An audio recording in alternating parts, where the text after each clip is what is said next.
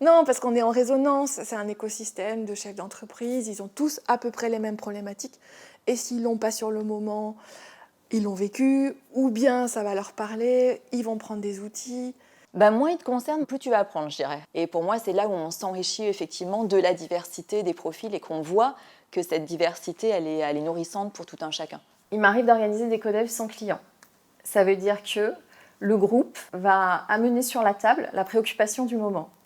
Et la préoccupation du moment qui revient de façon un peu systématique va être choisie par le groupe. Et le groupe va choisir le client qui est le plus en besoin ou le plus en danger vis-à-vis de cette problématique que rencontrent plusieurs consultants du groupe.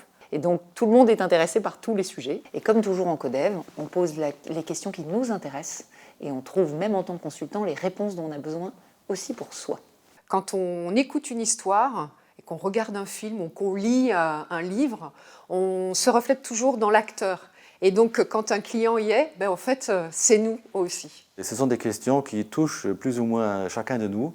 On surfe toujours un peu avec l'autre et on a régulièrement le retour de dire voilà, on a traité ton sujet, mais je te remercie, ça me concerne aussi, ou si ça m'arrive, je suis préparé.